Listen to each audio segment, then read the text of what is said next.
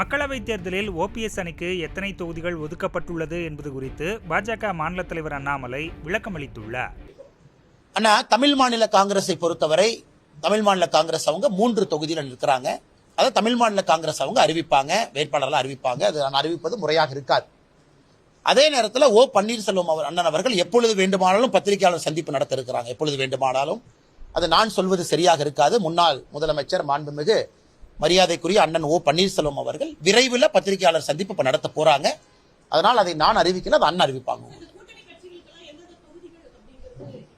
கொஞ்ச நேரத்தில் நீங்க பாப்பீங்க மேடம். இப்ப லிஸ்ட் ரிலீஸ் பண்ணிடுறோம். பாரதிய ஜனதா கட்சி எங்க நிக்குது, ஓ பன்னீர்செல்வம் அண்ணன் அவர்களுடைய பத்திரிகையாளர் சந்திப்புக்கு பிறகு, பத்திரிகையாளர் சந்திப்பு நடந்து முடிந்த பிறகு பாரதிய ஜனதா கட்சி எங்க நிக்குது, பாரதிய ஜனதா கட்சி சின்னத்துல யார் நிக்கிறாங்க, கூட்டணி கட்சி நண்பர்கள் எங்க நிக்கிறாங்க அப்படிங்கிற அதிகாரப்பூர்வமான அறிவிப்பு விரைவில் வெளியிடும்.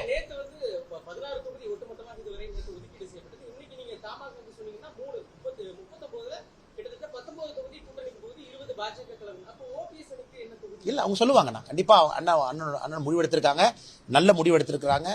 அவர்கள் எடுத்திருக்கக்கூடிய முடிவை காலையில் அவங்களுடைய மாவட்ட தலைவர்கள் ராட்டிஃபை பண்ணியிருக்காங்க. நான் சொல்வது தவறாக இருக்கும். எல்லா முடிவுகளையும் மாண்புமிகு முன்னாள் முதலமைச்சர் மரியாதைக்குரிய அண்ணன் ஓ பன்னீர்செல்வம் அவர்கள் சொன்ன பிறகுதான் நான் சொல்லணும். அதனால் பொறுத்திருங்கள். அவர்கள் பத்திரிகையாளர் சந்திப்பு வந்த பிறகு 39 தொகுதிகளுக்கான பட்டியல், அதாவது பாரதிய ஜனதா கட்சி கூட்டணி கட்சி யார் அப்படிங்கிற பட்டியலை வெளியிட்டுறோம். எங்களுக்கான 20 எங்களுடைய வேட்பாளர்கள், 4 கூட்டணி கட்சியினுடைய சின்னத்தில் இருக்கக்கூடிய வேட்பாளர்களை வேகமா அறிவிச்சிடறோம். எந்த நேரமும் அது வரலாம். அந்தந்த கட்சி அந்தந்த வேட்பாளரை வேகமா அறிவிப்பாங்க. செய்திகளை உள்ளது உள்ளபடி தெரிந்து கொள்ள ரெஃப்ளெக்ட் நியூஸை சப்ஸ்கிரைப் பண்ணுங்க.